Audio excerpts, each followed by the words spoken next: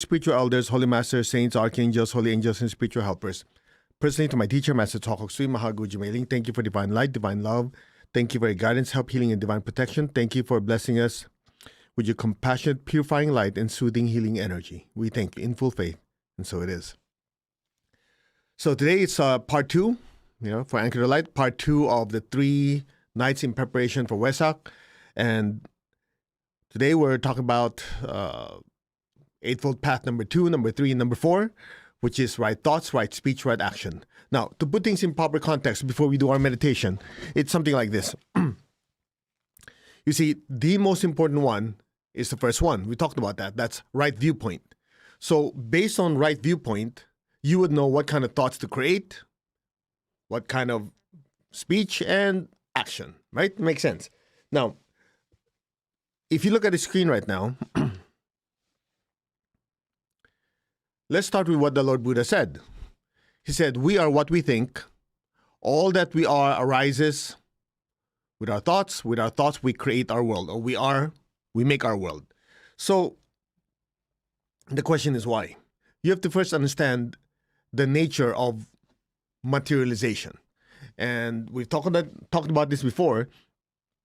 There's this class that we teach called Kriya Shakti, the science and art of materialization for success and prosperity.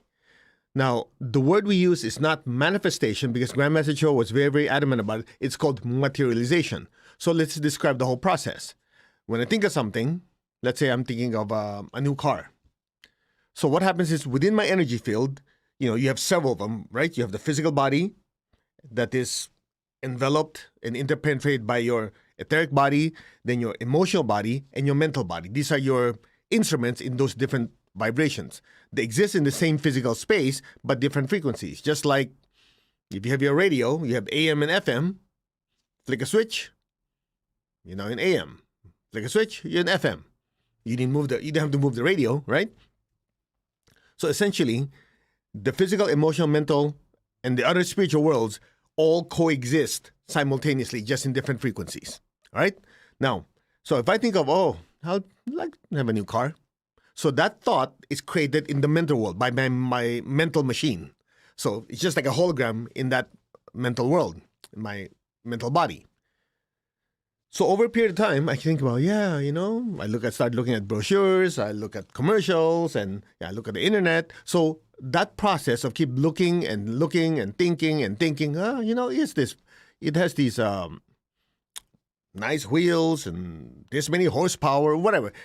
In other words, the mental faculty is engaged so much that thought gets stronger and stronger and stronger. It has more energy. Now, at some point, it hits a certain level, like a break point, where it starts moving down in vibration, in frequency. Because you realize this is the spiritual world, mental world, emotional world, etheric world, and the physical world. So an idea vibrates very high. That's why you don't see it. That's why you don't see people's ideas. Or you say, well, I can tell looking at them, you're looking at the facial expression and you have a sense of what they might be thinking, but you don't really see it. Well, some of you do. Very advanced clairvoyants could see the energy, right? Could see the thoughts. And what they actually see is an image or a hologram.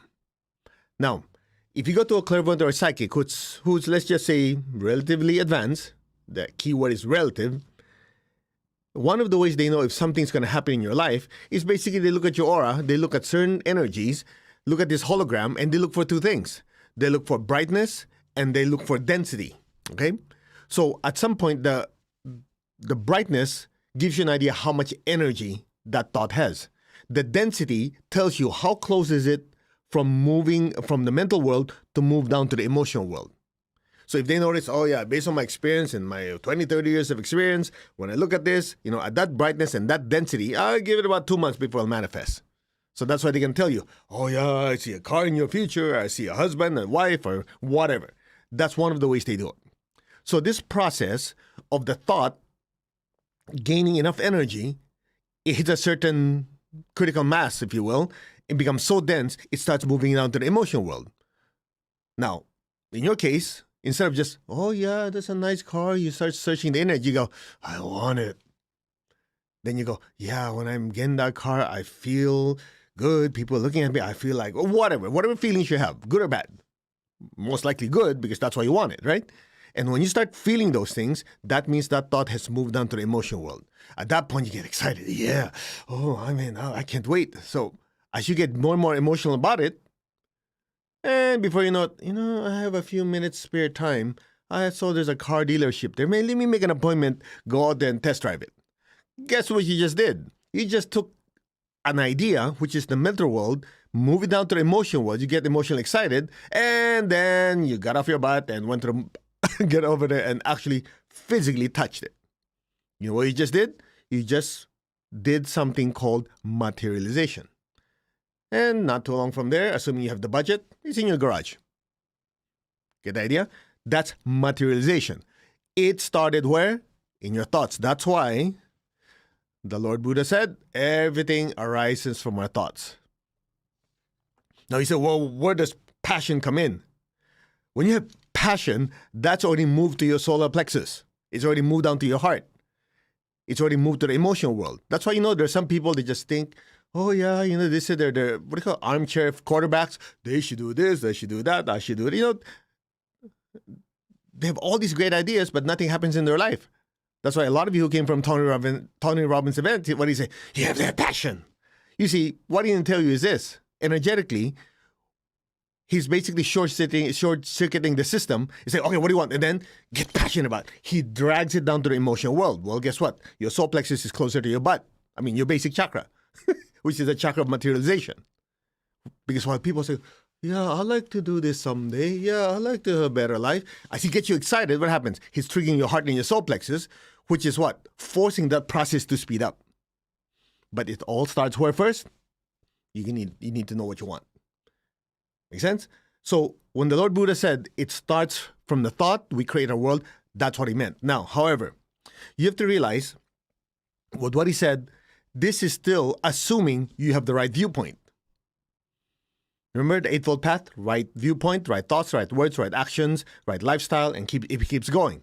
So if you screw up on the first one, on the viewpoint, you go, oh yeah, man, I think my viewpoint is I deserve 10 Lamborghinis, 5 Rolls Royces. And at that point, you don't have the budget for it. But your viewpoint is, oh, I deserve this. Then you're screwed, man. You can think of it all day long, but your viewpoint is wrong. So it all starts with yesterday's, yesterday as in, right, the other day. Monday, the lesson is what? Right viewpoint. You have to see things clearly. Okay, what is it you want? Okay, observe. Very, very well. Is it something you need? Something is in your budget? Okay, how would you use it? Think it through. From there, you go, okay, I've decided this is the car I want. Then you start thinking about it. All right. And then you get emotional about it. You get passionate about it. Then, but if you get the viewpoint wrong, the thought will be wrong. The feelings, of course, the speech is wrong, and the action will be wrong. Does that make sense? So a lot of people, they don't realize there's a process. Now, the process also goes a little deeper. So, in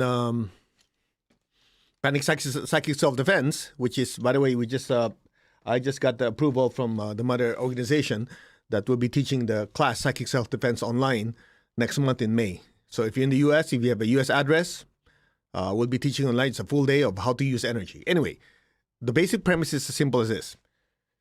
Every time you think or feel something, you're creating a thought form. But in reality, it's a thought and emotional form because oftentimes when you think of something, there's already a tinge of emotion with it, right? So it's a thought and emotional form. So your Ajna chakra, your throat chakra, your heart, your solar plexus starts creating this hologram in the mental world and partially in the emotional world. Now, from there, let's just break it down a little bit. Let's say you created a thought. To just make it more contrasting, we'll just have a positive thought versus a negative thought. So let's say a positive thought would be, I want to have a good life. Prosperous, happy, joyful, people love me, good relationships, good health. Okay, that's a positive thought. And on the other hand, let's say you had a negative experience with someone, so you're looking, oh man, that guy, he's such a big, fat, no good piece of whatever jerk. So that's a negative thought. The manufacturing process is identical. You think of a good thought, you think of a negative thought, you create it energetically. It's just basically this frequency for this thought, this frequency for this thought. Now, each of these thoughts, good or bad, positive or negative, since it's made of energy, also radiates a certain energy. In other words, it has its own aura. So if you think of something positive, let's say if you have a clairvoyant look, it's like a lump of energy like this, it radiates a certain light, like a light bulb, okay? In both cases. Now, here's the difference. Whichever one you have more of in your aura, in your energy field, will determine, quote unquote, the surface area that attracts that similar frequency to your life. So if you have a person who's very, very positive, that means their aura is primarily populated by positive thought forms. Each of these thought forms has an aura, so that aura of those individual thoughts interpenetrates your entire energy field. So your psychic radiatory field, like your entire aura, essentially, is radiating this energy.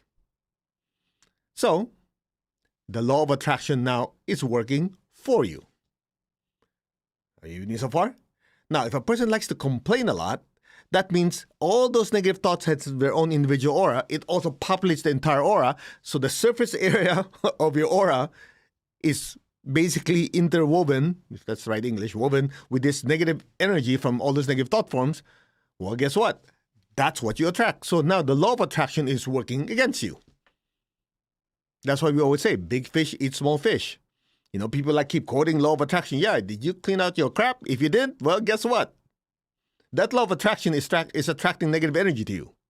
And that's the thing that, we always tell people, this, we'll cover it in detail in psychic self-defense in the class, is this. I don't care how strong your shield is. I'm wearing this crystal, being blessed by 10,000 gurus and angels and everything else. Great. You can have titanium, whatever, energy shield. But if the content of the aura is negative, when you interact with people, those shields open up and the crap comes in. Useless. That's why I've known people to go, oh yeah, man, I've studied this technique, that technique, and they keep naming it, and the guru they've been to, the technique, the jewels they wear, the blah, blah, blah. I'm going, how come your life is still a mess? Well, whatever. I go, it's very simple if they want to hear it. Because you didn't clean up the inside. In other words, you don't clean up your thoughts. You did not have right thoughts, right words, right actions. So therefore, the frequency within the aura is radiating negative. I don't care how many shields you have. The opposite is also true. You've met people who don't know anything about energy. They don't even know what the heck a chakra or an aura is. They think it's one of those new agey whatever. But their life is good because they're inherently good people. Good people, as in it is their nature to create positive thought forms. They don't know anything about shielding. They don't know about crystals or any of that stuff that you guys do. Nothing. They're just good people. So the surface area of the aura is primarily radiating good energy. That's why you're close to them. You're just talking to them. You go, oh, it's so nice, right? They don't know any technique. They're just good, loving people. Now, that's one of the reasons why, the rule number one in psychic protection, you've heard me say this already, is non-reaction. Because let's say a person's feeling good, very loving and joyful, right? People project negative thoughts at you. If you don't respond, there's nothing for it to come in. It's interesting that when you finish doing your meditation, do you notice that after meditation, it's so peaceful and loving? Like, yeah. You don't even notice like, oh, maybe somebody doesn't like you. Go, whatever. Because at that time, your aura is filled with this positive energy. And so like qualities attract, opposites repel. Make sense? So when it comes to right thoughts, right words, right action, it starts where? What's in your mind?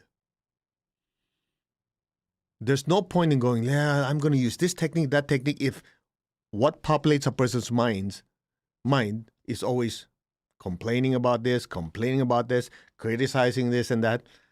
Everything else you do doesn't matter because the thought is the seed. Make sense? Now, let's take it a little further.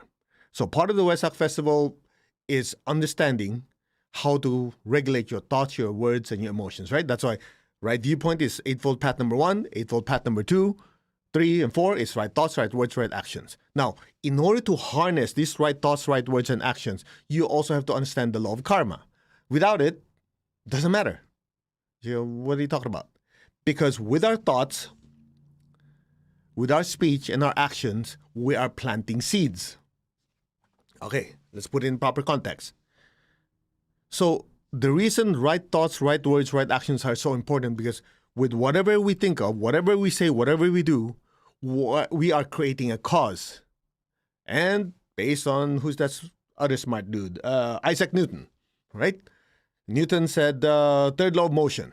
For every action, there's a reaction. For every cause, there's an effect. So the reason you need to have right thoughts, right words, right actions, because with these three, we are planting seeds. So if you planted the wrong seed, you planted a negative thought, you planted negative speech, you start screaming, yelling at people, you start beating up people, well, guess what, buddy? There's this law of karma, not called your opinion of karma. We don't believe in it. It doesn't care. So with this law of karma that is existing, then right thoughts, right words, right action is the secret to having a good life. Because whatever you plant will hit you in the face. So if you want people to love you, well, guess what? If you start complaining and screaming and criticizing people, it ain't happening. That's why it blows my mind. I'll be very direct with you, okay? It blows my mind. I've seen people literally in class. Yeah, pre-COVID times, and I don't know when these things open, but anyway. I see people, they sit there and complain. Oh, yeah, this.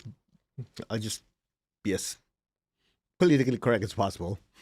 Oh, I have this colleague at work, which is they're actually talking about their siblings or their spouse. Oh, yeah, there's this person, man. He's such a big, fat, no good piece of crap. And he went on and on and on. And I can't believe it. How come they don't show me any love? I'm going, what's wrong with you? You keep planting oranges and you expect apples to pop out. In what universe is that manifesting? Doesn't make any sense. You keep planting and projecting all these negative thoughts, negative emotions. You keep screaming and yelling at them, and you expect them to, honey, I love you. I don't know what universe you live in. It doesn't make any sense. Even if you don't know any law of karma teachings, it's just plain dumb. Right? Well, it's in my thoughts. He doesn't know I'm projecting this. Hello? Remember that materialization thingy?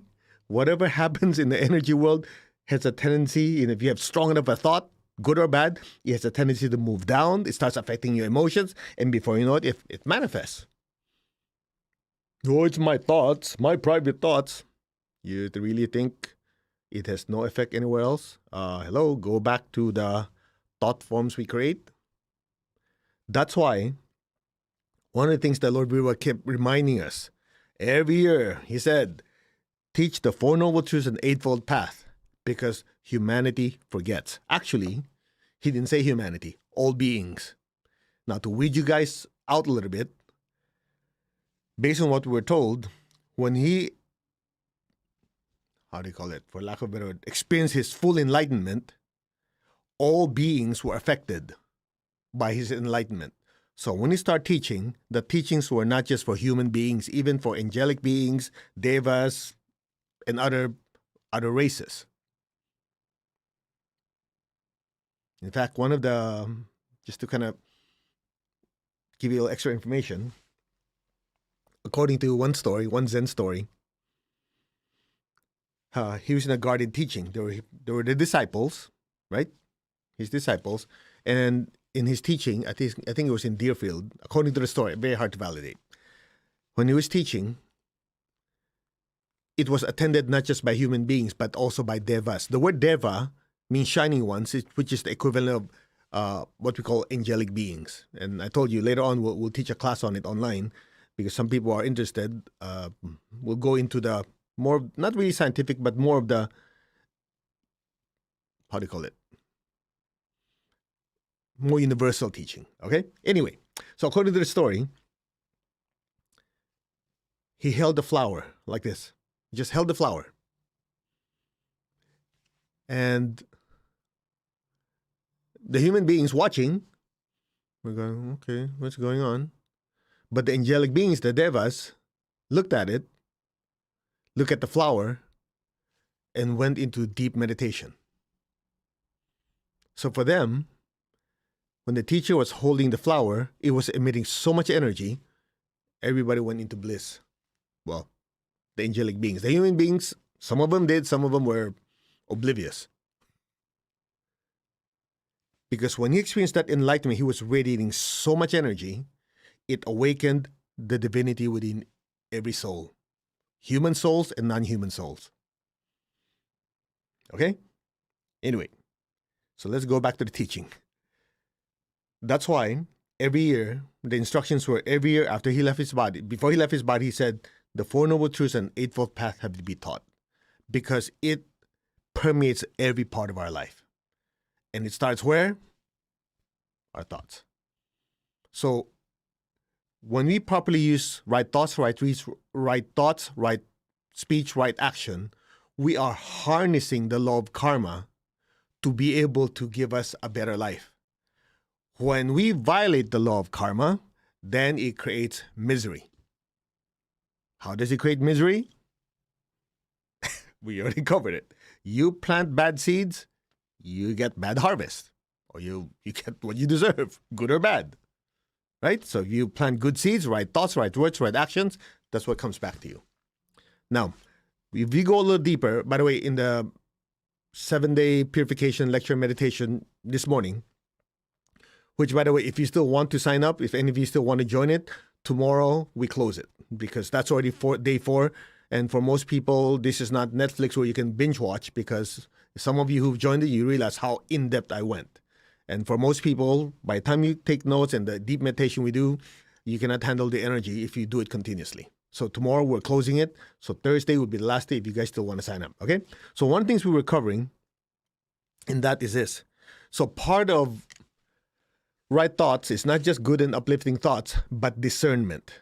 And this is so critical. I've covered this before. Discernment is practicing intelligent evaluation. Okay? I'm not going to go through the whole thing, obviously, because we don't have enough time. But if you joined it this morning, I went through over about an hour and a half. We dove into it with meditation. So the whole idea is something like this. Right thoughts also means you question everything. You go, oh, that's not good. I thought you have to have faith. You have faith and use your brain. Because if you don't, we get easily fooled. Make sense? So what happens is something like this. Hold on, I'll make sure that the signal is going through because people always send me signal. Oh, I can't hear. Okay. Oh, it's good. All right. So it's something like this. I remember my teacher told me many years ago, he said, the teacher is like a supermarket. What? You go to the supermarket, you take what you need. Make sense? In other words, you absorb what you can handle. You don't have to swallow everything. So what did he say? I'll just go through this quickly. What did the Lord Buddha say? He said, do not believe something just because legends say so. Do not believe something just because scripture said so. The key words are just because. Or it conforms with tradition. And I remember one time I was in a discussion with my teacher about yoga, about meditation, some spiritual stuff, right? And then me and my big fat mouth, I said, but master, this has been done for thousands of years. He looked at me, he goes, you're right, time for update. And then he proceeded to explain to me, like, the teacher at that time were teaching mostly people that were illiterate. So the teachings have been taught at the level that these people can understand. So 2,500 years later, the Lord Buddha, 2,000 years later, the Lord Jesus, when you look at the teachings, you've tried to understand it in context. What was the teacher teaching? If you take it literally, that means probability of distortion is almost 100%. That's why at that time, they didn't say, by the way, I'm going to write this book, the book of Matthew, chapter this, verse that. No, the scribes just kept writing, and then it's later on when they think people organize it. So you have to understand the entire context. You even have to understand who the writer is. So in the case of the four Gospels, one of them is a tax collector, one of them is I forgot, a doctor, one of them was a fisherman, whatever. In other words, based on how they wrote it, with how the Lord Jesus taught, it's biased or filtered based on that. So you have to go, okay, Luke is, I hope I got this right, I think he's a physician. So if he's a physician, the way he writes, then it's from that perspective. In the case of Lord Buddha, same thing. You have to realize they're talking to common people who probably 2,500 years ago, no read, no write. So he must have super dumbed it down. So we have to understand, what is the Lord Buddha actually teaching? That's what's called discernment. Clear? So I know this sounds harsh, but I've always said this. This is my opinion. My teacher didn't say this. It doesn't mean that when you get on the spiritual path, you leave your brain in the car. Everything is subject to evaluation. Even my teacher, that's what he used to do. He'll say, okay, this is what you do. These are the reasons why. And if you don't do it, this is the effect. If you do it, this is the benefit. In the end, you make your own decision. That's what he never told me. Do it, but just trust me. I'm the teacher. He never told that to me. Because he expects me to understand what is being given. That's how you prevent yourself from being sucked into what you call cult, C-U-L-T. Because if you're in a cult, you surrender your will. You surrender your ability to question. Of course, the way my teacher says, you question, but you question respectfully. Make sense? In fact, the last part of this, which is actually, for me, it's the most revealing one, is authority figures say so. In other words, the Lord Buddha said, don't believe it just because I said it. Okay, for some of you who are new, let me give you a little bit of perspective, shall we? In pranic healing, you will learn that most people, the size of the average size of the chakras, they actually measured it, seen by clairvoyant and with scanning. The average person who's not yet on the spiritual path, the size of the chakra is 3.5 to 4 inches. That's what you call petal to petal, like a flower. And of course, as you do stuff, it expands, contracts, and a lot of you have been doing meditations, most likely much bigger. Okay? Now, from there, you have the size of the chakra, and then you have the inner aura, and so on and so on. So essentially what happens is this. If you have a piece of wire, as current goes through, it will create a magnetic field, right? You guys know that. So just imagine life force, life current going through our aura and going through the chakras. As the energy moves through, it creates a human electromagnetic field. That's what you call the aura. So it's actually scientific in that sense. All right? So that means whatever the size of your aura, whatever the size of your chakras are, let's say you have these 11 major chakras and connected by energy cables called meridians, as life force goes through in and out of them, as it moves through them, it creates an electromagnetic field. Make sense? And that electromagnetic field has several layers. You have inner aura, that's what we call it, inner aura, health aura, outer aura. This just to give you a foundation. I just give you a crash course on pranic healing. So for ordinary people, not yet serious about their spiritual path, the size of the chakra is about 3.5 to 4 inches. The inner aura is about 6 inches, give or take. And of course, everything else is wider afterwards. So the inner aura could be 6 inches. The outer aura could be like, let's say 5 feet. Okay? Now,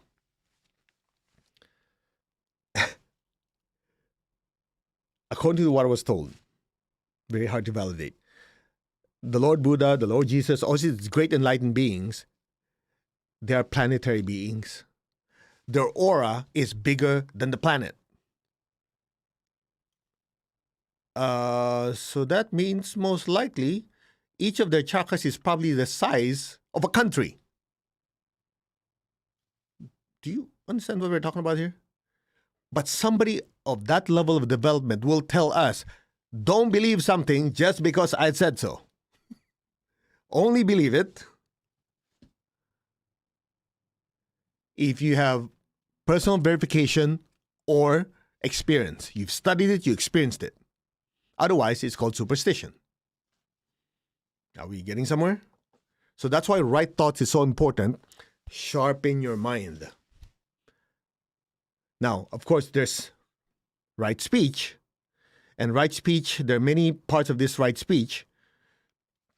And the premise behind it starts like this. As my teacher said, thoughts are the seeds we harvest with our speech and our actions. In other words, based on what's in our minds, what we think, what we feel, our speech will externalize it, will manifest or materialize it through our physical actions. Now, when it comes to right speech, there's many parts to this, and I went through it in detail this morning, but I'll cover a few things here for the sake of giving you the context. Just a few things. One, avoid wasteful conversations. And definitely no gossiping. Gossiping is a complete waste of time. And not to mention, oftentimes, it's character assassination. Right? The person cannot defend themselves. You say, by the way, that guy's a jerk, and blah, blah, blah, blah, blah. Right? So let me just cover this very, very quickly to give it context. I cannot tell you how many times after going to a family party, coming home, my wife will tell me, what's wrong with you? I go, what do you mean, what's wrong with me? You hardly said anything. Am I supposed to say stuff? You could stand in front of people on stage, talk for 10, 11 hours a day, several days in a row, and we were there in the family party for an hour and a half or 2 hours, and you barely talk to people.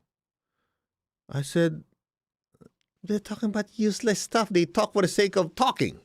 You know, like schmoozing, like, hey, how's life? Oh, what do you think of this party? What do you think of that? I'm going, that does not directly impact my life, so who cares? I don't say that. I go, yeah. And they'll say, oh, how are your kids? Good. How are my kids? Good. And after that, it's like empty conversation. I know. You're supposed to learn to socialize. Sorry, that's not my specialization. If it's not important, I don't waste saliva. That's just me. But I remember my teacher said, you have to realize one thing. When the mind is clear, the mind is quiet. When the mind is muddied, that's why there's no clarity. So that's why the mouth just keep talking about useless things. I go, oh, great. So when I'm with him, before I talk to him, I think, okay, I'm going to ask him this. He'll probably say that, and this is the answer. So, okay, I know the answer. I won't say anything. So it forced me to do this. What is really important, what's not. I know, some of you are saying, that's boring. I know, but I'm just saying, in general, watch the words coming out. Because what comes out of your mouth is a reflection of what's inside. Does that make sense? Think about it. You notice there's some people, I try not to do this anymore, but sometimes in class, somebody asks a question. I'm like, finally, I go, what's your point? What's your question? I don't need to hear you think. I don't say that. That's impolite. But you get my point? Because their mind is not clear, that's why the mouth keeps going like this and like this and like this. And out of 10 minutes, what the question was just 30 seconds. So right thoughts, when a person has right thoughts, will manifest as right speech. So when there's right speech, there's less wasteful yakking. Ask yourself, last time you were with a friend, out of the 2 hours you were talking, how much of it has content? How much of it is uplifting? How much of it is important? Exactly the point. Make sense? Yeah, but that's a boring life.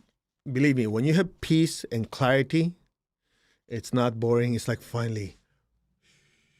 Otherwise, it's called psychic noise. Are you guys okay? And I'm barely touching a few of these.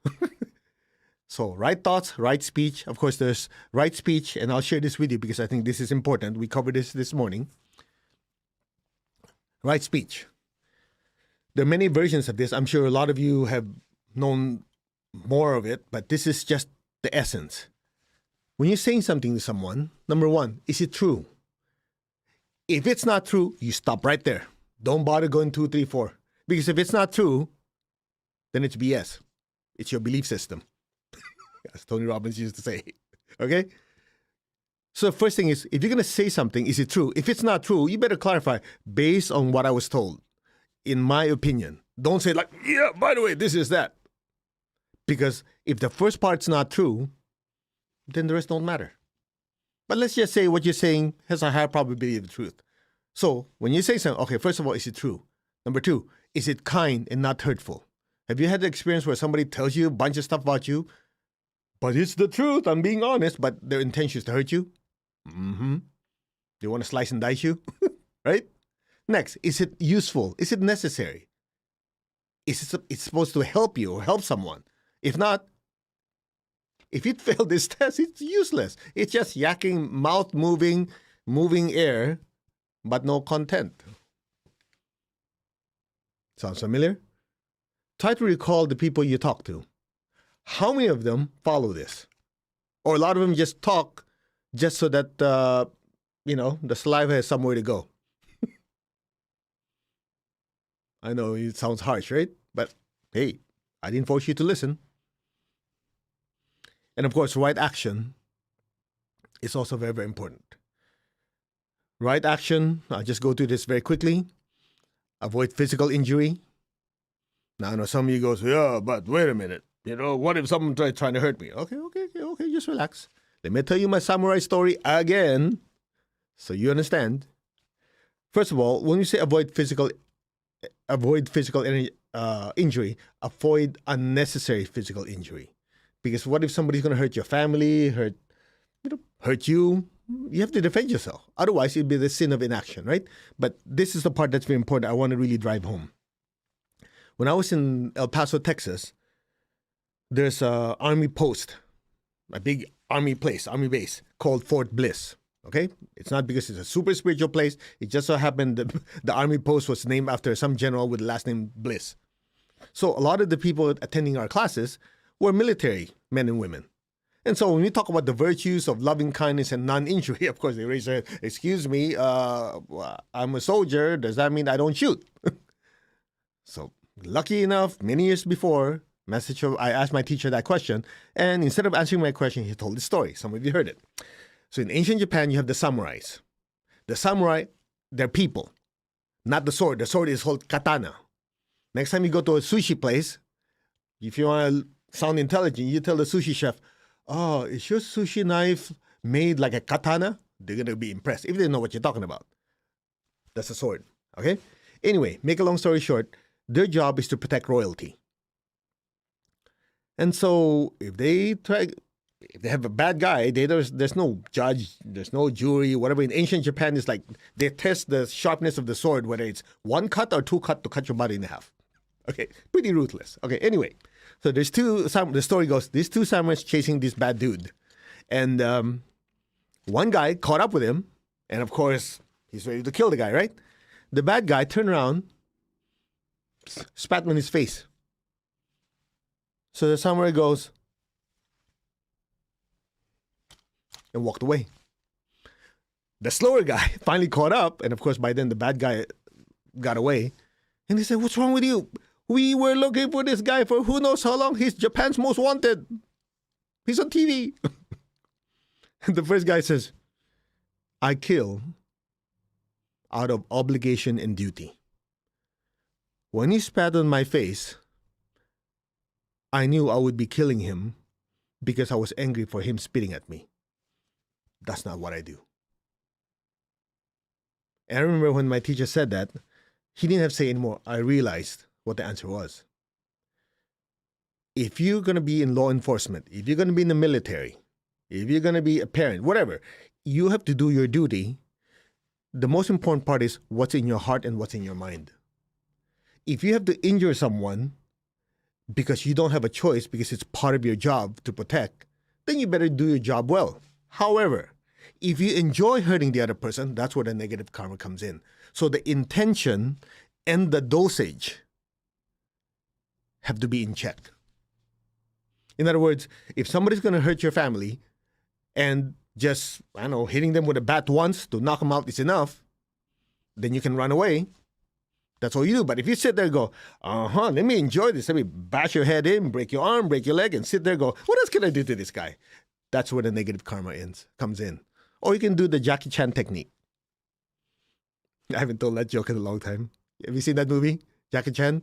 There's a bunch of guys coming, and he's with a woman. He goes, let me give you the eagle claw technique.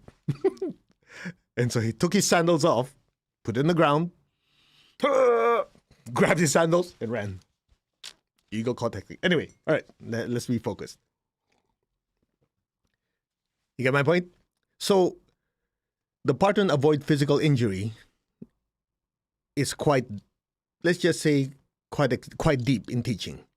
In fact, I remember when people start quoting the Ten Commandments, it actually does not say, thou shalt not kill. If I remember correctly, in my Bible school days, it actually says in Hebrew, I think it's Hebrew, or Aramaic, I'm not sure, thou shalt not murder. There's a difference. Killing and murdering are two different things. Murder implies there's a certain intention to hurt. Where kill is basically, it's something that's done with your actions. Okay? Of course, right action also involves being charitable, giving money to charity, balancing kindness with severity. And here's the part I really want to get across before we do our meditation. The Lord Krishna said, a good person is not completely good. A bad person is not completely bad. Think about it. Even a bad person that you know of would show kindness to someone they love. True? And even the best person that we know have moments where when the soul loses control, they get angry, they get upset, they could do something that's hurtful. That's why forgiveness is the key to happiness. It's the other F word. F word. When somebody hurt you, F them. Forgive them. Now, let me just go through this again very quickly. When I went to Bhutan, and I was a guest of the Queen, I was fortunate enough to be escorted around by one of the royal guards, who was also a very spiritual person. This major said, we have saints, we have yogis, masters, shamans, holy people come through here, and they pretty much say the same thing. A person's spiritual development is basically gauged by the ability to forgive and let go. Because you cannot control the external circumstances, right? You cannot always control what people say or do, but we can control how we respond to them. So whether the soul is able to control the body, the emotions, the thoughts, the mouth, the mind, determines what is the outcome, what is the response. And so a lot of you, if you're new, you haven't heard this before, you're going to give me that, yeah, but you see, if I keep forgiving everybody, then they will hurt me and hurt other people, blah, blah. Okay, stop. Just cut the nonsense. Listen carefully. This is probably one of the most profound teaching my teachers given to the world. You have to differentiate inner forgiveness and outer forgiveness. Inner forgiveness means whatever the offense, spiritually, I forgive you because I'm a soul that's evolving, having an earthly journey, and I'm going to screw up. I want to be forgiven because once I learn the lesson, I want people to forgive me. Well, you don't have a special VIP pass that only you can screw up and be forgiven. So is the other guy. So spiritually, listen, spiritually, inner forgiveness means whatever the offenses, I forgive all.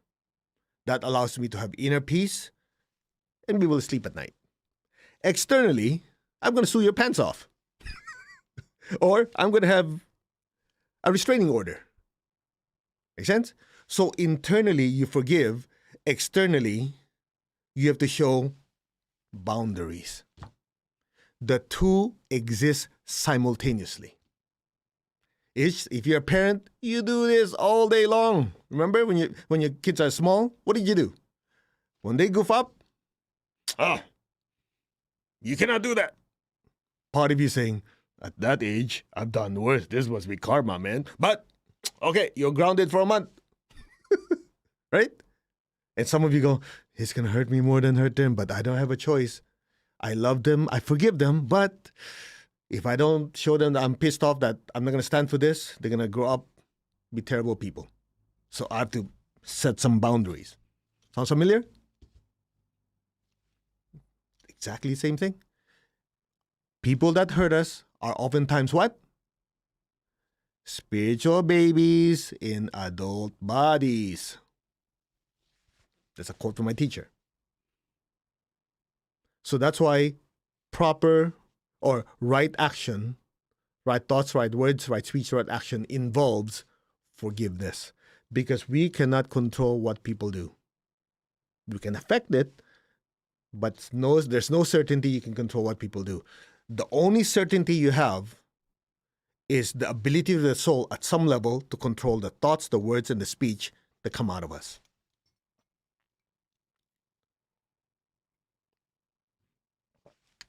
That's why learn to forgive, learn to let go, or you'll be miserable. I'm not going to sugarcoat it. If you don't learn to forgive, you don't learn to let go, let trivial things pass,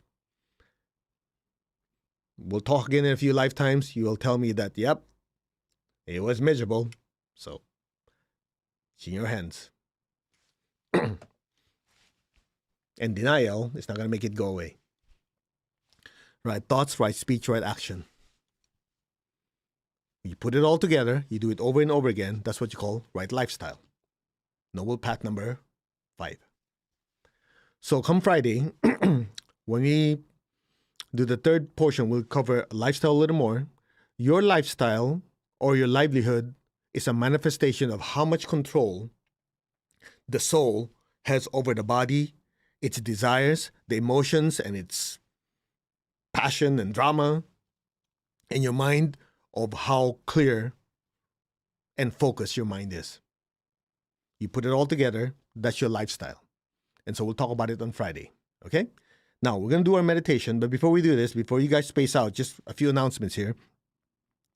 On Monday, which is actual Wesak full moon, all of you, regardless if you paid or not, whatever, everybody's invited.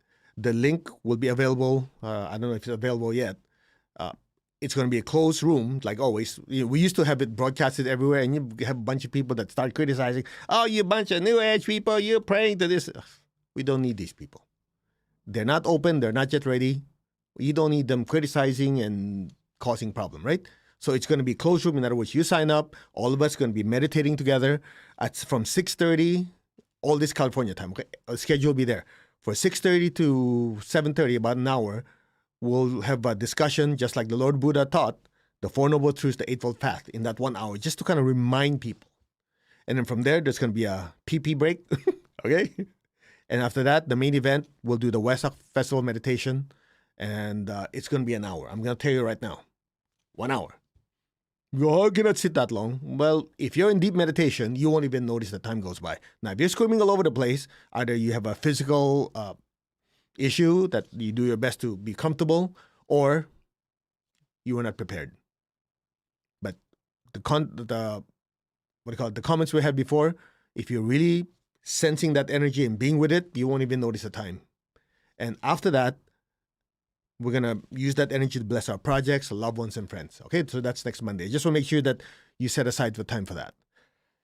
What else? And again, tomorrow night is the last chance for you to sign up if you still want to join the 7-day purification and healing. Of course, at 7:30, we're going to have the healing tonight for hatred and resentment. This morning, man, when I did it, we did it together. I felt like I was shoveling crap. I was itching all over, salt water and everything. So if you're part of that 7:30 time, make sure you have your salt water, okay?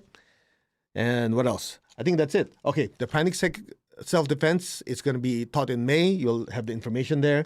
The prerequisite is pranic self-healing, because you need to know how to use energy. And also, you need to learn about your aura and your chakras. Let me give you a little clue. If you don't have an aura or you don't have chakras, psychic attack won't affect you. You hear what I just said?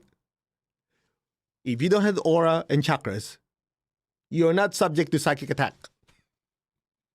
You know why? Short of somebody hitting you physically, when a person projects psychic attack at you, it's energetic, which the receptors are your aura and your chakras. That's why pranic self-healing is a prerequisite, is because if you don't understand your energy system, it's hard for us to get in detail, share in detail. Okay, there's my assistant's trying to tell me something. I hope I didn't screw this one up. Looks like it's okay. All right. If you don't have an aura and chakras, then you're immune. You're immune to psychic attack because you're dead. Okay, anyway, all right. Clear? And so whatever country you are is being taught, but if you have US address, you can join us. So pranic self-healing is a prerequisite. And if you go to pranichealing.com or mastercode.org, we'll direct you. There's a list of the instructors that are going to be teaching pranic self-healing as a prerequisite. All right, let's meditate. Oh, I was just told that you can sign up for the Wesak Festival, April 26th at mastercode.org. Okay, again, it's free. Whether you attend the 7-day purification or not, or whatever, you're all invited. You just have to sign up for it. All right, let's do this. To the Supreme God, Divine Father, Mother, to all the spiritual elders, holy masters, saints, archangels, holy angels, and spiritual helpers, to my teacher, Masters Hokok Sui Mahagu Jumeli, to all the great spiritual teachers, holy masters, and saints, to the Lord Buddha, to the Lord Christ, to all the high beings, thank you. Thank you for your compassionate, purifying light and soothing, healing energy. We thank you in full faith, and so it is. Okay, tap your heart with your left hand, tap your crown with your right hand. Be aware of your heart and crown. Put your hand like this. Let's have right viewpoint. I'm not the body. I'm not the emotions. I'm not the thoughts. I'm not even the mind. The body, the emotions, and the mind are just instruments of the soul. I am the soul, the true spiritual self. I am that, the soul. Just be still.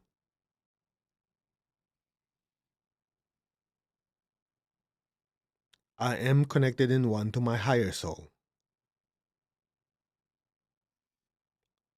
I am connected in one to the divine spirit within me.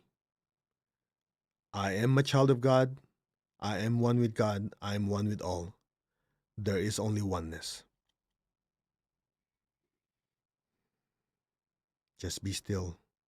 We are one. We are one. There is only oneness.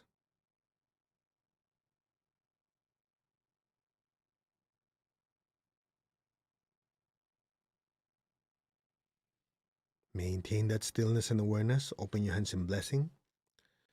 Visualize the earth in front of you. Be aware of your heart. Just say, our hearts are one.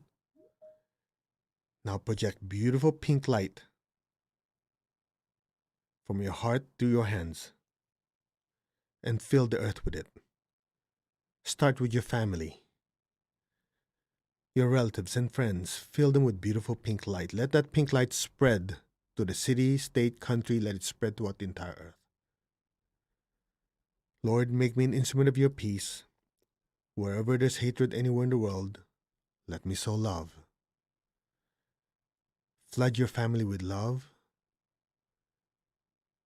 with peace, and let it just radiate everywhere. Where there's injury, let me sow pardon and forgiveness.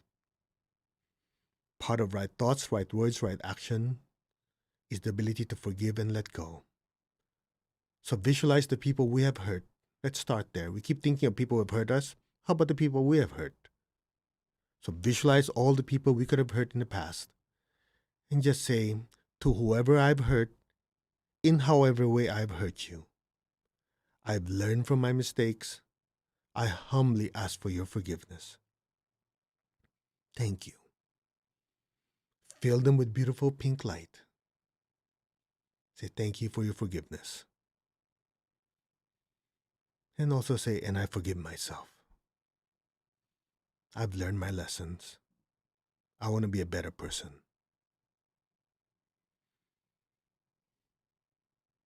Now visualize the people who have hurt us or are hurting us.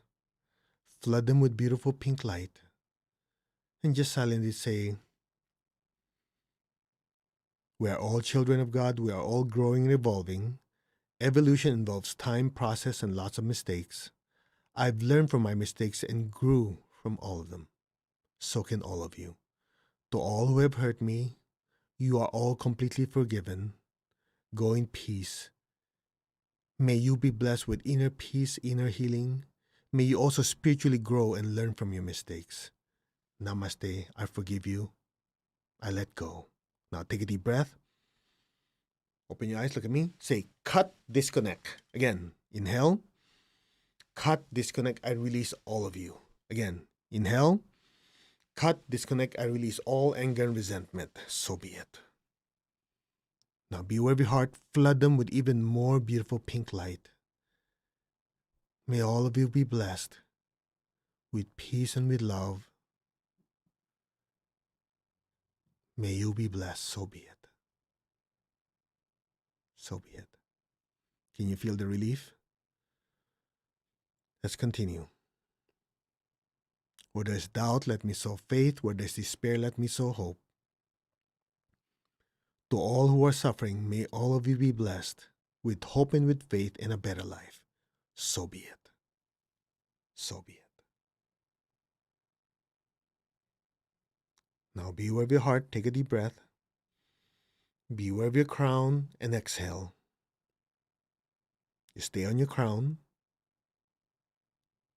Your crown is filled with beautiful golden light. Let that golden light flow down through your hands and fill the earth. From the heart of God, through my soul, through my entire being, may every person, every being on earth be blessed with love and kindness. Let all be blessed with great joy and happiness, with understanding, harmony, and divine peace. So be it. Just be aware of your crown. Just keep flooding the earth with golden light. Fill your family with golden light. Relatives, friends, let it spread to the country, and let it spread throughout the entire earth. May all be blessed with peace, love, and kindness. So be it. So be it.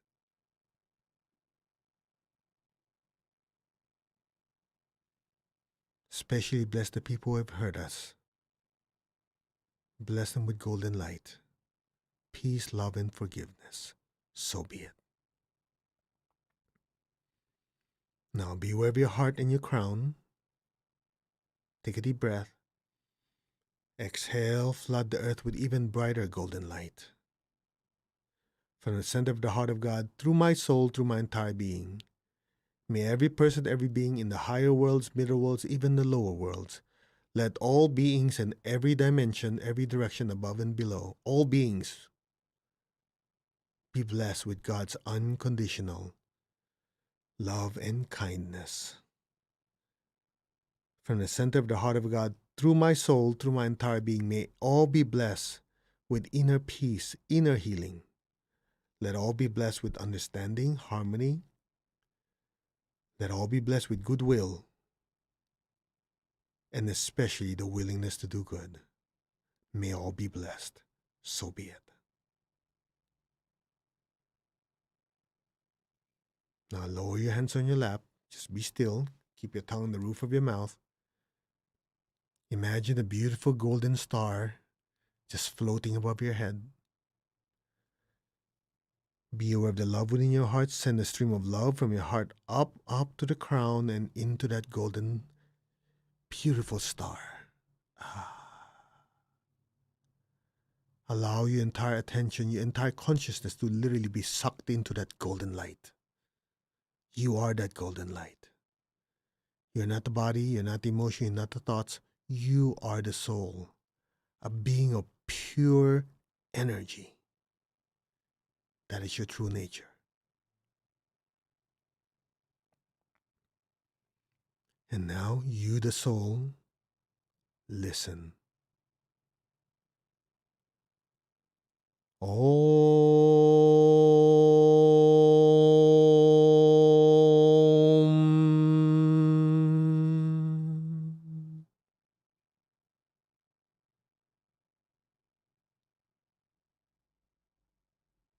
Om.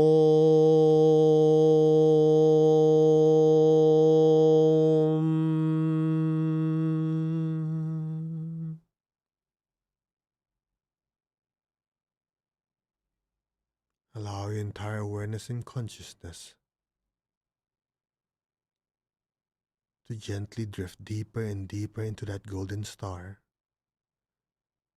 You're like a droplet of light in an ocean of golden light. Just be still and let go and let things be now.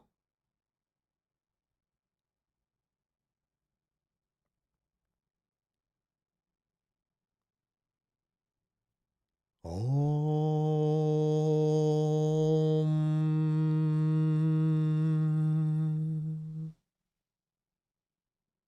Let go. Experience your true nature, a being of divine intelligence, divine love, and divine power. Ananda. Experience the divine bliss. Now, let go.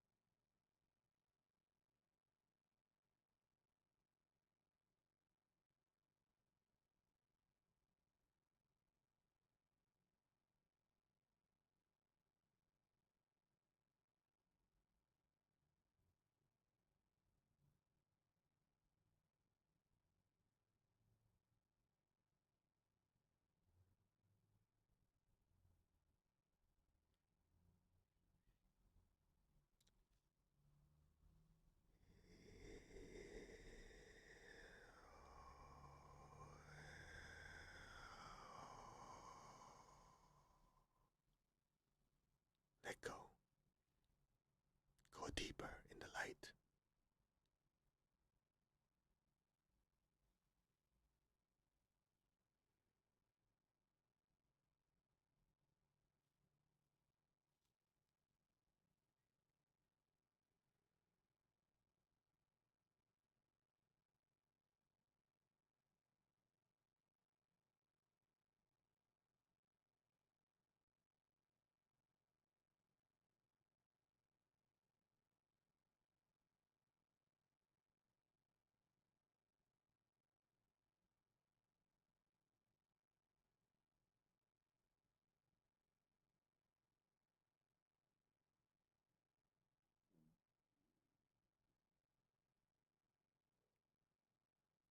Gently, very slowly,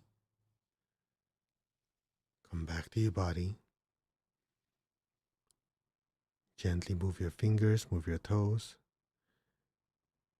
Very gently and slowly come back to your physical body right now. Move your fingers and toes. That allows your body to come back. Oh no, allow your soul to come back. Your body's already here. Raise your hands in blessing. Just imagine all the people you love in front of you. Fill them with even more intense golden light. May all of them be blessed with good health, with happiness, with abundance and prosperity, and with spirituality. So be it. Just bless your loved ones. Saturate them with beautiful golden light.